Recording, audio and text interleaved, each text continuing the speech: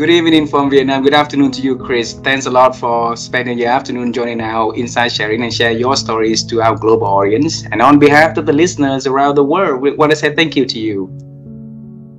Thank you very much for inviting me onto Insight Sharing, and really looking forward to sharing some stories with your listeners. And before this conversation, I'm so excited to hear that the publisher in Vietnam already contacted you, and maybe for the translation and publication of your first book, the first minute in Vietnam. I'm really excited for our readers in this country, and also it's open an opportunity for us to meet you in person here also. So I look forward to that, my friend. Yes, me too. So nothing is set yet, but it's always nice to be asked, yes. And we'll see what happens. But that sort of Vietnam, that area of the world is somewhere that we're looking forward to coming to. My wife and I have a big world map in our living room, and we've got pins in it for places we want to go. And there's a lot of dream pins in your region. So we're going to be taking some trips, not this year, probably not next year, but when our daughter's just a little bit older, we are certainly going to be heading east from where we are.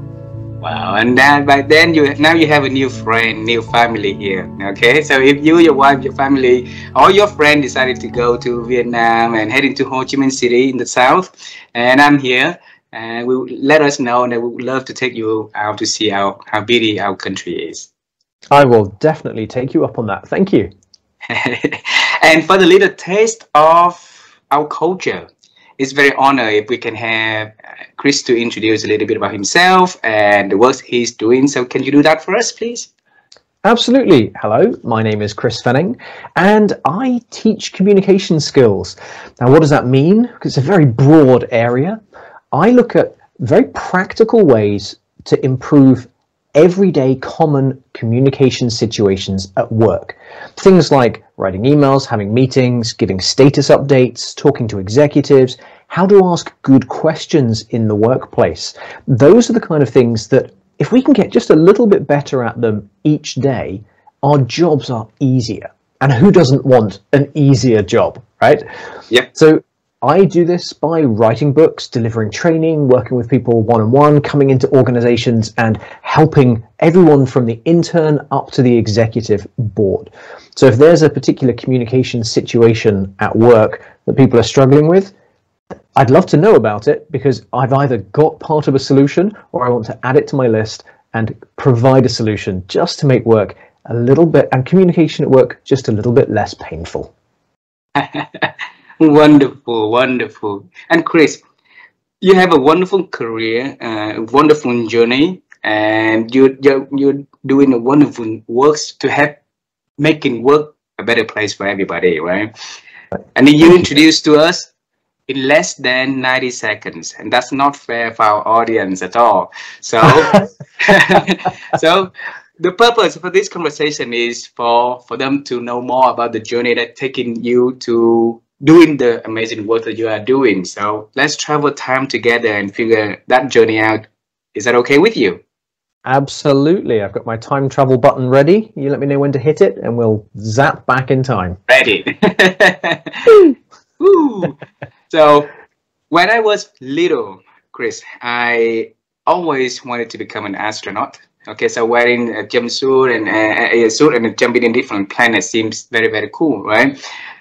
But life didn't give me any chance to do, the works that I love doing, and it took me to a very different territory. So for you, when you was little, what was your dream about yourself and the works you're going to do in the future, though? Well, as a child, I lacked imagination. I didn't have a lot of imagination when I was small, and I would just do, and this is what my dad takes a lot of joy in telling me, that I didn't know how to play as a kid. He said, you were very strange. You didn't know how to play. It was odd. But there was one thing that I was interested in, and that was aeroplanes. And so because it was the one thing that my family said, well, clearly you're interested in this, everything that happened to me, all like gifts or conversations with relatives, always ended up being about aeroplanes. And so I ended up just wanting to be a pilot. I didn't have a big burning desire. I didn't run around with my arms out pretending to fly. People would ask me and I'd say, oh, I want to be a pilot. And I don't really know why. It was just that connection with aeroplanes. And so that was the one thing that apparently I wanted to be when I grew up. Other than a dinosaur, I wanted to be a dinosaur when I grew up. That one I do remember wanting, but the only real thing I could actually do was be a pilot. Well, being the pilot into what you are doing now is totally in a different world, right? So tell us how that dreams, leading the way for you, to your teenage and to your university time. Can you share? Yes. So I carried on the pilot path for quite a few years. When I was between 16 and 18, I was awarded 2 scholarships by the British Royal Air Force. And the first was to learn how to fly gliders, so airplanes without engines. And I went through that training and I got my wings, I got my certification to fly gliders.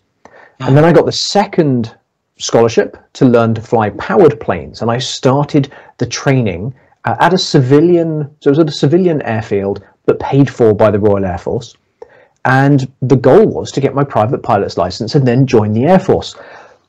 But, and I laugh because I was going through this process and I was very fortunate, but it turns out I wasn't very good at being told what to do. And when you're joining the military, you kind of need to be good at being told what to do, and that wasn't a strength of mine. Not because I was disobedient or because I would break the rules. It's if I saw something that wasn't working as well as it could, I'd go, why can't we do that differently? Because it would be more efficient if. And that just doesn't work very well in a very rigid hierarchical military environment. And so I did not go into the Air Force. And so I left school at 18, having trained to be a pilot, started that journey, but no longer going into the Air Force. So the next thing that was kind of obvious, or at least from where I was standing, was I would do engineering, and I would do aerospace engineering, because that was planes and satellites. So I did aeronautics and astronautics. So I got to do planes and space because they were interesting to me. And I left the pilot stuff behind me. I haven't flown since then, not since I was 18 or 19, haven't flown, but did go into aerospace engineering. And then I spent 20 years doing that before, I spent 20 years transitioning through lots of different jobs before doing what I do now. So tell us how from graduate and then I saw that you travel the world, do a different work in many countries. When you were little, have you ever thought of one day you're going to travel the world and do a lot of and work? No, when I was young, travel wasn't something that we got to do very much of. My parents didn't have a lot of money, and so foreign travel. I think we went abroad from England to Spain, which is a very common sort of family holiday for a lot of people in the UK. But we went maybe twice that I remember, and that was it. And that was an incredibly special thing to be able to do that. Most of our holidays were in a caravan, like within our own country. So travel was something I didn't really do until I started working after university. Throughout university, a lot of my friends went skiing or they went with their families away, and I simply couldn't afford it. And so I went to work instead. I worked while they were on ski vacations or traveling around Europe or visiting America. So travel was something that was introduced to me through work.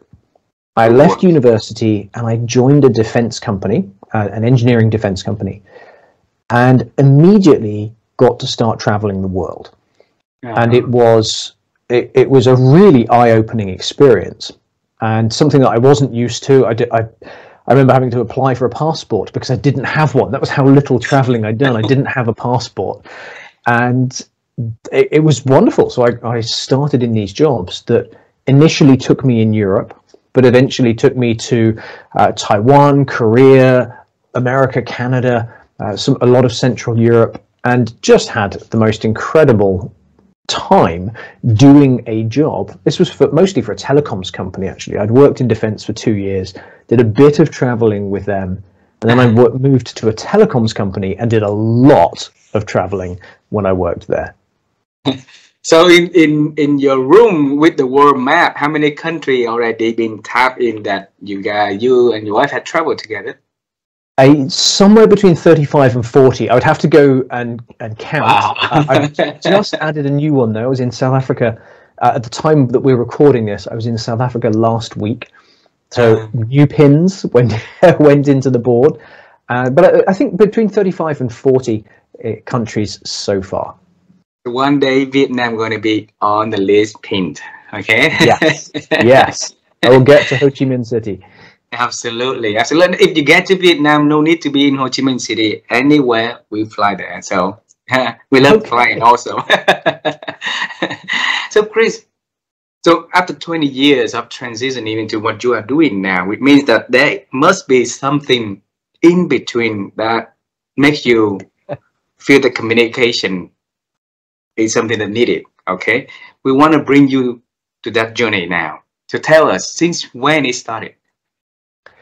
Well, since before university, I always talked a lot, and I thought that was good communication. I was a good communicator because I was very capable and able to talk.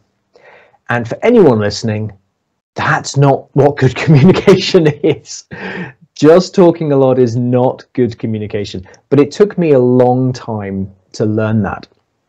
And in one of my early jobs, a company called Kinetic, it's an engineering defense company in the UK, I was very fortunate to work with a lot of people, but one of them was a chap called Carlos de Poms, and he'd worked for McKinsey, and he taught me in 6 months how to take a huge idea and boil it down into a single page or just 3 to 5 sentences to be able to get a complex message across.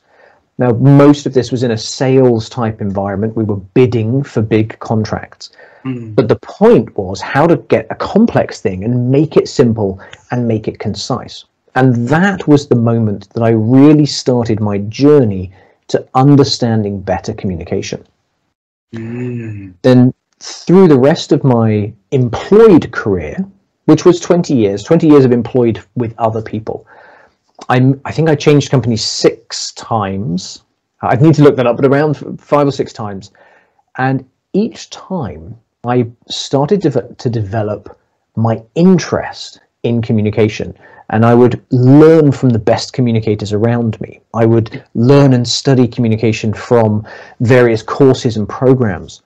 And I was often finding that I'd get put into fast track development schemes. So fast track to become a manager, fast track to become, initially graduate scheme, fast track, management fast track, and then the executive level fast track. And they all had communication skills, like stuff in them. And I say stuff because it wasn't very well defined. There was always a module or a course or a program about communication, and it was usually quite vague.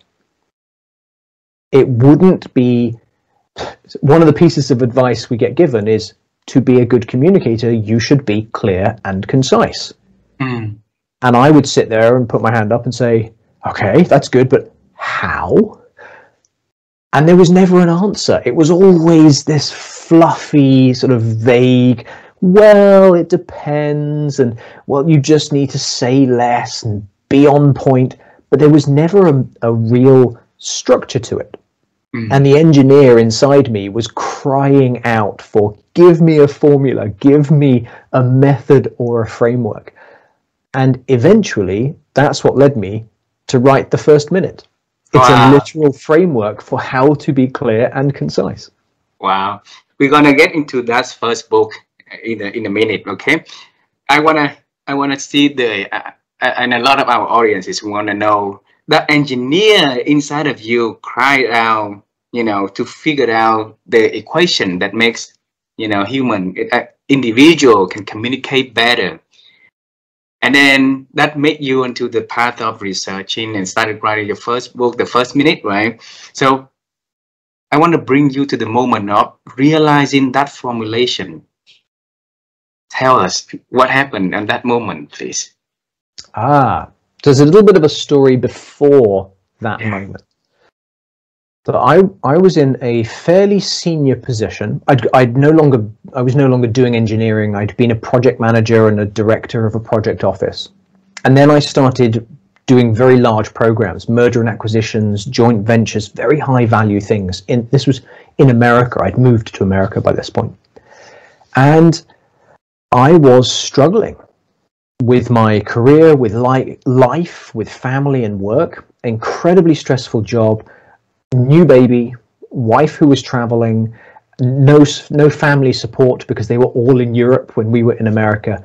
And those things came together to make me quite ill. I ended up being very, very unwell. I was in hospital for a while. And I needed to change something in my work. I needed to move into something that would be more fulfilling and less stressful. And at the same time, I'd begun to teach people the way that I communicated, because I was the one who was always called on to give the status update to the senior person, or to deliver the bad news, or to summarize the complicated thing. So I started teaching the people in my team.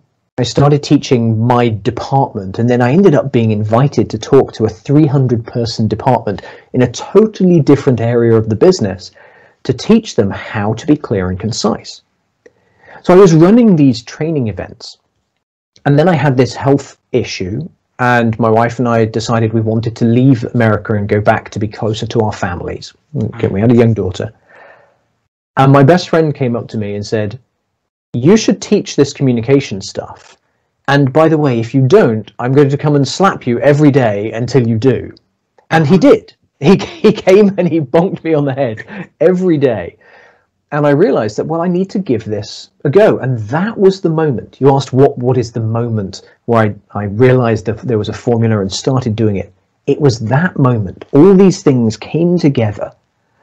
And I said, okay, so if I need to really teach this stuff, then I have to be certain that what I'm teaching is right.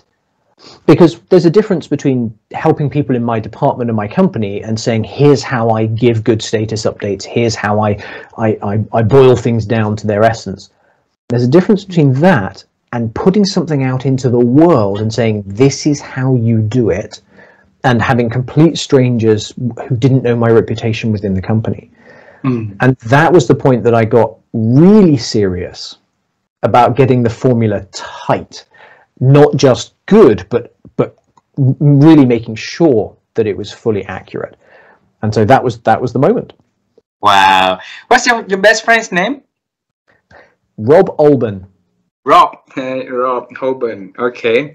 Tell him that he did a wonderful job, that pushing a friend to the fullest potential, so that you can help a lot of people to get better at communicating, the fundamental core of human beings, for us to I can't tell him he did a good thing, because then he would hold that over me forever. No, never tell them that they're doing a good thing. No, absolutely I will. I owe him a phenomenal amount for guiding me into this and then pushing me into it. I also owe my wife just everything. She supported me when we left. I left a very good, stable, well-paid job to take a chance on doing what I do now. Exactly. And she was never in doubt. She never doubted me. She helped me make good decisions. And the best blessing of all is she gave me the gift of time. Wow. Because when starting a business, and writing books and teaching and so on, you have to work fast to keep the lights on. Yeah. And she gave me the time and the confidence to say, I have 3 years to make this business work. Wow. And that made an incredible difference. So knowing that I had 3 years meant I could go about doing this right rather than rushed. So So I will know Rob already. How about your wife and your daughter? What's her names? Danielle is my wife, and Yeah. my daughter's name is Aviana. Aviana. Wow, I Yeah. never heard of the name Aviana. Tell Aviana and Danielle that they are now having a new family, new friends in Vietnam. Okay, so I I would love to will. I see will them in pass that person on. also. Yeah. So writing, right? So writing, but you could write everything, anything. What? So tell us the idea of the first minute. How did you, as an engineer and becoming a communication expert, form the idea to write the first minute? Well, the first thing I should confess is the first minute is not the book I wanted to write. It is not the book that I set out and planned to write. So when I started doing what I do now, I had a very clear idea of what it was I was going to teach. And my plan was to teach technical experts to talk to business people, specifically IT and software developers to talk to non-IT, non-software people. And bridging that technical to business divide was where my focus was going to be. The problem was every time I sat down to write that book, and every time I talked to an individual or a team or did some training, I always ended up talking about the first minute, because if you can't be clear and concise, everything else is pointless. You could be the best, you could be a great storyteller, you could have wonderful body language, you could be able to explain technology in a non-technology way. But if you can't do it in a way that is clear and concise, it doesn't matter. So I kept coming back to this topic and realized, well, I just have to write that book first so I could get it out of the way and then move on to the book that I wanted. And it's a good thing I did, because the first minute has just been a core part of my business since I started. Wow. So teach us the formula then. When you say that clear and concise, right? It's all qualitative. And there's no formula in there. So it's like back then when a lot of people tell you about, clear and concise in their own definition, it was frustrating you, right? So when you write the first book, the first minute, and you have people to be clear and concise in the first minute, all right? How can we do that, please? Okay, there are two frameworks, and they're very simple. The first one is called framing. The second one is called a GPS summary. And framing sets up the conversation. And I'll explain what it does in a moment, but I'm going to tell you what it is first. So framing is context, intent, and a key message. Context, intent, and a key message. These are three things that every human being, regardless of culture, regardless of social status, regardless of education, these are the three things that we need at a neurological level to be able to pay attention, keep focused, and understand what a conversation is going to be about. So context, intent, and key message. Context answers the following question: what are you talking about? If you're ever listening to someone and you think, what are you talking about? They've not given you context. And it's as simple as naming the topic. I'd like to talk to you about next month's sales report. I'd like to talk to you about the team meeting last week. Naming the topic, because when we start talking, you have all sorts of things in your head, and it's not what I want to talk about. So I need to start by pushing those things out of your mind and saying, hey, I want to talk about last week's team meeting, next month's sales report, the Jefferson account, whatever it happens to be. So that's context, and it gets people's attention. It pushes other stuff out of their minds. The second thing is intent. This is what I want you to do with the information. And if we don't do this, you spend time thinking, why are you telling me this? And when you eventually work out why they're telling you something, you have to go back in the conversation to get that information you need, because you've not been able to process it. And there's a whole bunch of like actual neurological reasons. There's something called working memory, where we have about 20 seconds to understand what to do with a piece of information. And if we don't get it in 20 seconds, we start forgetting the information. Yeah. So context and intent. What is the topic? What do I want you to do with it? And then the third thing is a headline. It's the key message.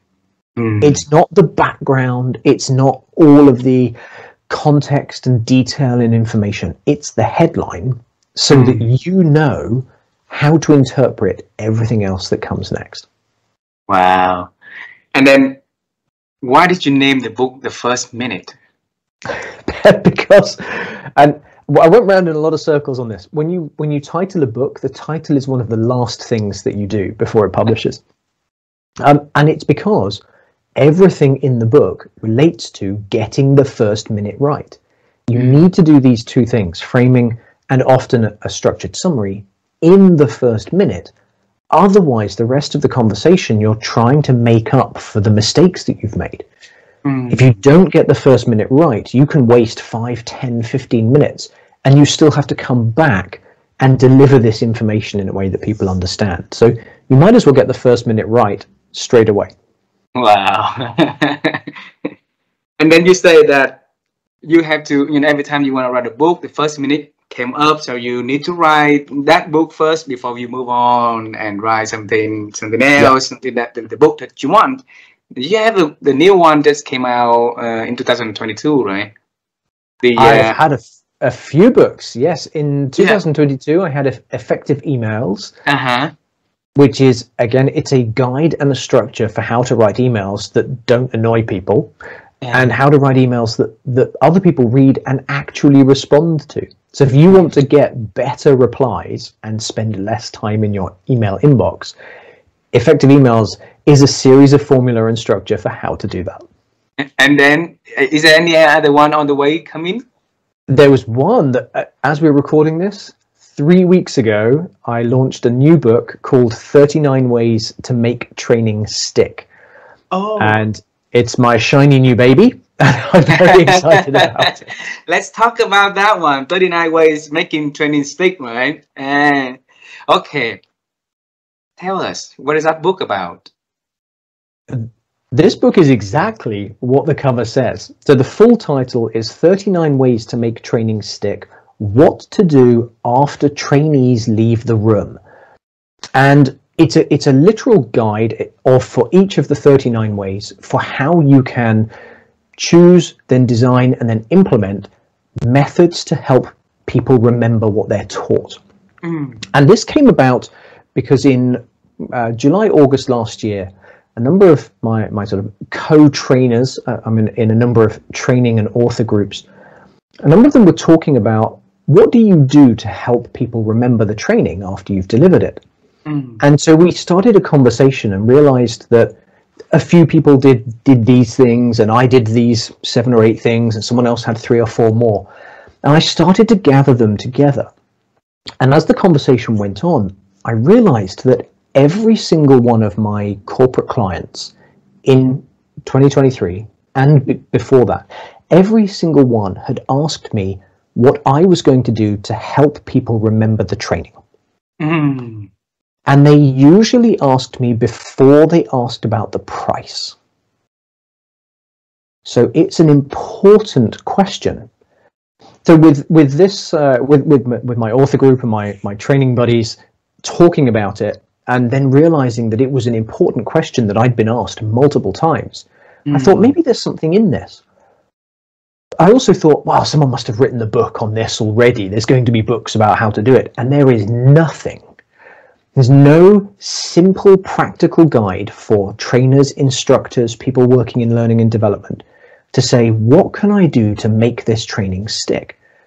So I took all of those ideas from my friends. I took my own ones. I spent some time thinking about more, and then wrote down, well, how do I do them? What is it?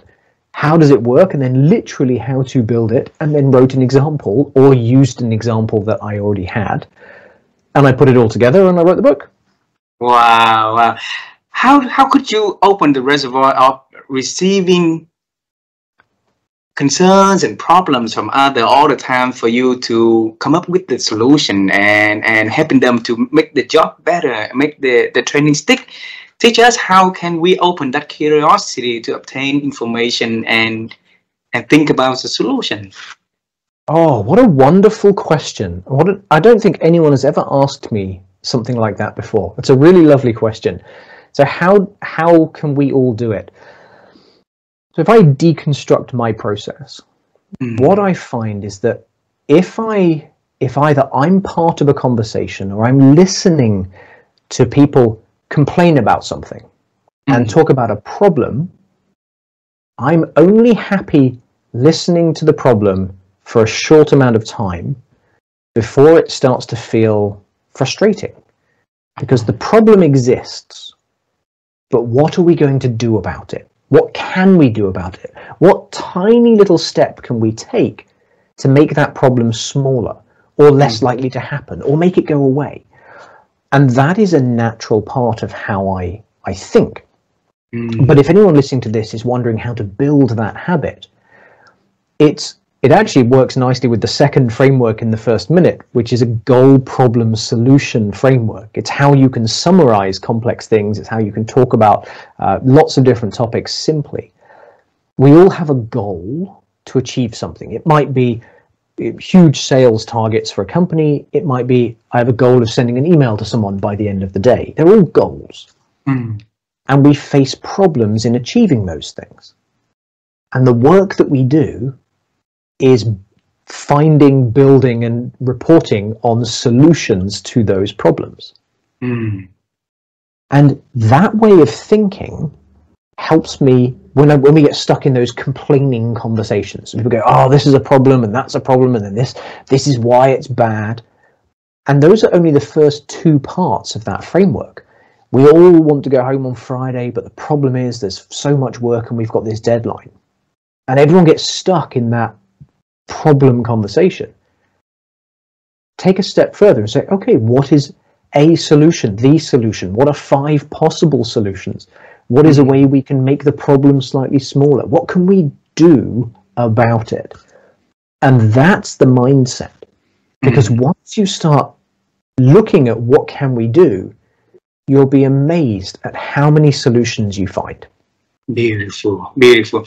And I need to give some bit of applause to you, Chris, for not only you help people to communicate well using the first minute of opportunity when the opportunity, right? But it seems to me that everything that you are doing is always right at the first minute also, so that the authors, the friends, the colleagues come to you and ask how did you do it, and they learn from you also, from your experience. So what did you do differently that can set you in everything that you do? You make it right at the beginning already. I think it was from a young age. I've always wanted to achieve. I've been very achievement driven. If someone says you have to get here, well, then I want to get there. I don't want to fall short of that. So wanting to achieve things has shaped my desire to get stuff done. Although I do describe myself as slightly lazy. So I will do 10 hours work today so that I only have to do 1 hour's work tomorrow.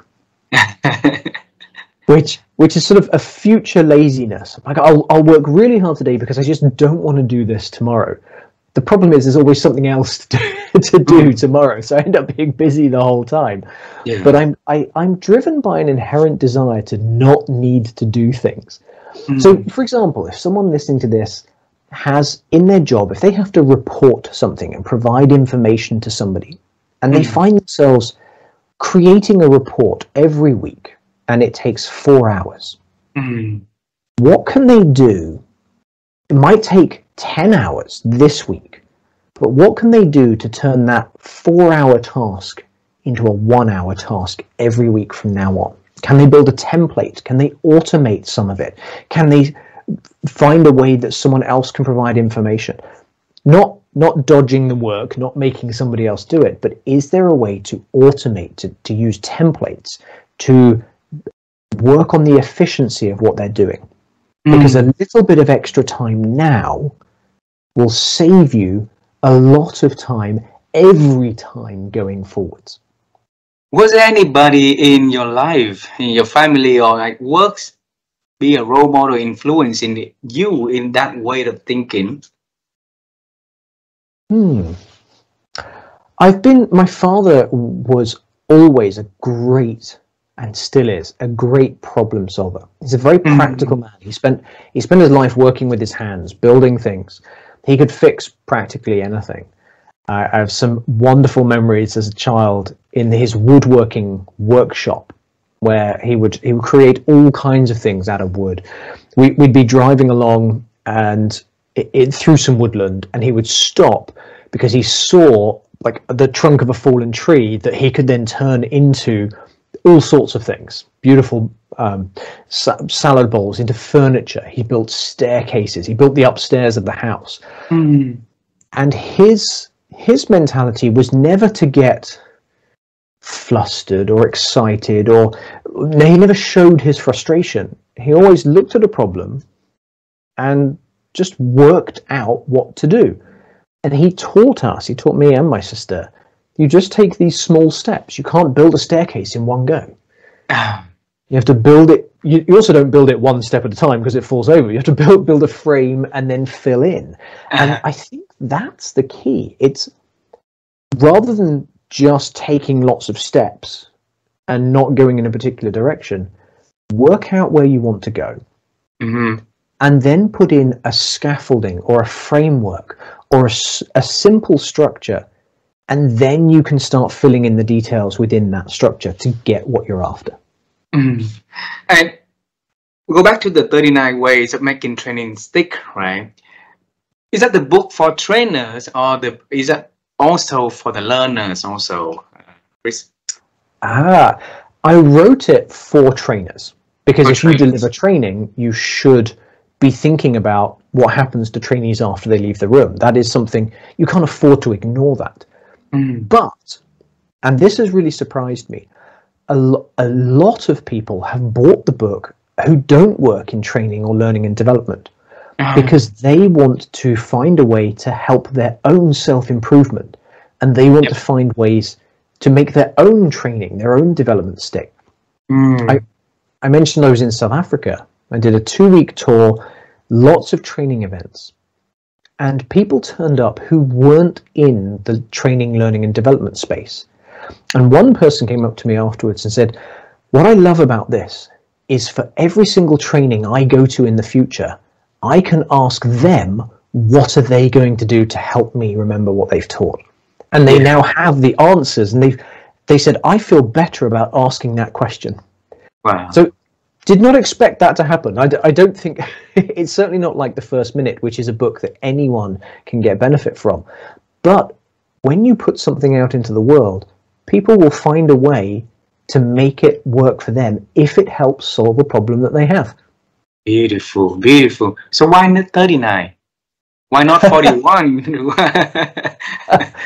Well, originally it was 42. Well, originally it was 13, and then I sat down and sort of came up with my own ideas, did a bunch of searching online, talked to other people to build up a list. And I got to 42. It was originally 42 ways to make training stick. And then as I went through it, I realized that 2 of the ways were pretty much the same thing. So I combined them. And another couple so that got me down to 41. And another couple were actually in the training event. So there's loads of material on how to run and create very effective training. And you can do lots of things, engaging activities, partner things, making sure you're breaking it up in time, making sure that you're managing the energy levels. There's all sorts of things you can do in the training. And I realized these 2 had snuck their way into my list, and they were in the training session itself. So I said, nope, I'm drawing a very clear line. All of these methods are things that you can do after the training. And that is how I got down got down to 39. I'm sure there are others. So people are beginning to suggest new ideas, and perhaps there'll be a volume 2 at some point. But for now, 39 was enough. And congratulations for the success of the book. It's only like 3 weeks, new fresh baby for you, right? Oh yes, I'm sure yes, it's going to be still very exciting. Yeah, I know that the next question is not going to be fair for you, okay? But I need to ask that question. So out of the 39, if you pick one that you really like, that you thought of it and you're really proud of it, you know, what is that one? The one. Oh, that is an unfair question. I know, I'm sorry. The one. I'm going to cheat in my answer then. I very, very rarely use just one. You don't want to use them all. Oh, that would be too much. But every type of training, so the training topic and the audience will determine which methods are best for that audience. So and having more than one method not only will reinforce the training better, but it also means people with different learning styles will get what they would like from it. So here's an example, and this came from delivering this training last week. We were talking about email tips. So you run a course, and then people get an email every week or so after they've finished. And for some people who work in a corporate environment where email is a familiar, well-used technology, that can help. But if you're working with a younger audience, and in this case, it was a young audience in remote parts of Africa where they don't have computers, where they don't have mobile phones with data, they said email tips are a terrible thing because they just won't have access to them. So the environment that you're training in will affect which method is best.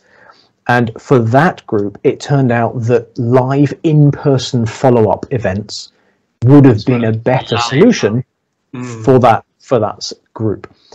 The one that I find most fun is, so I'll try and answer the actual question now. The use of the growing AI and machine learning technology to very, very quickly create apps and software services that people can use to practice and apply what they're learning. There's a lot of very fun things that we can do in that space. And it's only going to get easier as the weeks go by because of the pace of the technology. Yeah. Wow. I just talked to a lady, her name is Elisa Farif. She's from Italy, and she's also the head of the event management lab at Capgemini.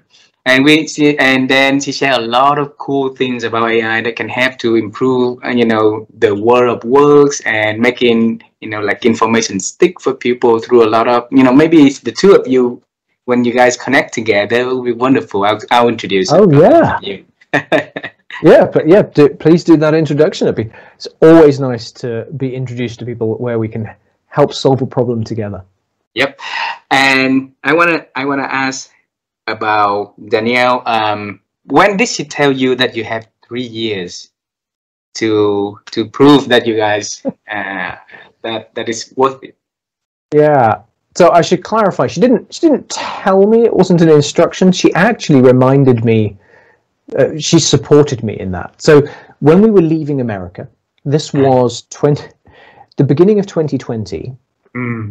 We both quit our jobs, sold our house, and we were going to travel the world for a year.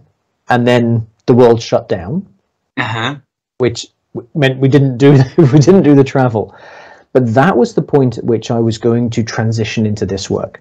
And we talked about it a lot. It was a huge change for our family, going from 2 full-time employed incomes to 1, plus me doing whatever I would come up with. And so we talked about financially what would it mean for us, and we looked at the numbers, and we looked whether we could support ourselves in the way we wanted to. And then, and this is why she's so good, this is one of the many reasons she is so wonderful, she asked me questions about how long does it take to set up a business? What did I think a good strategy would be? Who did I know who'd done a similar thing, and how long did it take them? And we had a lot of conversations around that. And I was doing a lot of research into what it would take to do my new job. So having done all of that and answered all these questions, she said, so how long do you think you need? And I said, a year? And she said, no. What do you mean? She says, well, you've just spent, we've been talking about this for a couple of weeks on and off. She said, everything you told me says you need more than a year. And I went, yes, well, and she repeated back the things that I'd been telling her. And she said, it sounds like you need 3 years. I said, yeah, that would be really nice. But she goes, no, if you need 3 years, you need 3 years. That's how long you've got. If you can't make it work in 3 years, you've got to go and get a job. Mm-hmm. But she used my own answers against me. And it was brilliant. Because if she hadn't, I'd have put myself under pressure to deliver in 1 year. Yeah. And I'd have made short-term decisions. Whereas what I could actually do was look at my 3 years and make long-term decisions, which I believe now, the benefit of hindsight, I believe now that I've been able to succeed in what I'm doing because I had that time and I had the support without feeling like I had to earn an income on day one straight away. And that, what a gift she gave me. I would love to see her. I would love to interview her also to bring down that moment again. But from my opinion, Chris, even if in 1 year, you're going to nail it. You are the person that's solving problems. So it's a little stressed, but you're going to nail it. So I believe so. It would have been. Well, thank you. Maybe, luckily, I won't ever know that because I had the time and I was able to build things right. And now I'm looking at the next 3 years and what I can do in that time. And my curious question is, what is she saying now about that 3 years plan that we had in the past? She said, good, I'm glad you did it because you would not have wanted to go back to work. Very optimistic person. I love it. Very humor also. I love having humor at home and at work. I have two last questions for our conversation today. All right. And you mentioned this word a lot in our conversation, thinking. All right. My wife and I, we have been on the quest to help people to improve their ability to think, because we believe that every good change starts by, a good thinking, right? And our ability to think these days is diminishing, unfortunately. And if we can listen to the expert, we can learn from the expert, the good thinker around the world, on how they improve their ability to think over the years, listen, reflect, learn, and apply their practices. Then hopefully we can improve our ability to think also. So, Chris, how have you been improved your ability to think over the years? My ability to think has been improved by one tool, one very, very, very important tool, a pencil. A pencil. Wow. A pencil. You could use a pen, but let's go with the pencil. With a pencil, I write a lot slower than I think. And I used to believe that was a bad thing. The trouble is, we don't capture the thoughts when they happen quickly. So the ability to think, for me, and for many of the smart people that I have the pleasure of knowing and the honor of knowing, getting a pencil and writing it down. What do I want to achieve? What is standing between me and achieving it? Just lists, don't overthink it. Just get the things out of your head and write them down. What are some of the things I can do to solve those problems, to make those problems smaller, to reduce the chance of those problems happening? And write them down. A pencil, you can always rub it out. But it slows you down. Writing means you're going from just thinking to actually doing. And you can start to create a plan. You can start to break a problem down into smaller pieces. Wow. And I'm a big fan of lists. I love a list. A list I can cross things off. The great thing about a list is you've got to create one in the first place, which means you have to think about what you're going to do and how you're going to do it. And then you can track your progress by just crossing the things off. So thinking starts by slowing down and writing down. So grab a pencil, whatever problem you're trying to solve, grab a pencil, start step 1, write what you want to achieve. What is that goal? Step 2, what are the things that I need to do, that I need to overcome, that are standing between me and achieving that goal? Step 3, and this is the fun part, how many different ways can I think of to solve them? Wow, beautiful. Actually, I have 2 questions, but I need to add one more in. Okay. You ask really good questions yourself, and asking and which is the practice that not a lot of people are doing. That we ask questions for other people, but you ask really good questions for your own self also. So I just wanna, because I promised my speaking coach that I'm gonna ask bizarre questions every time I had a chance to talk to a speaker. Okay. So what is a normal question Chris Fenning is asking himself every day? Why am I doing this? A normal question, so without being silly, a normal question is, how can I do this more efficiently?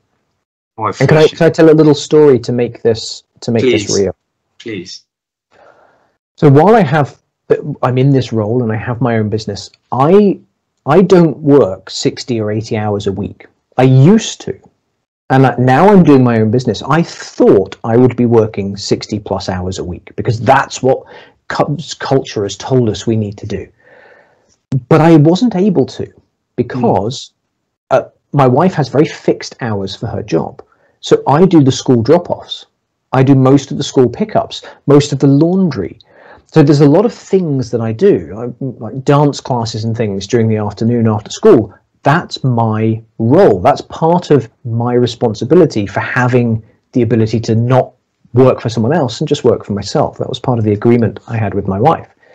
So I only had a limited amount of time, and I found myself getting very frustrated.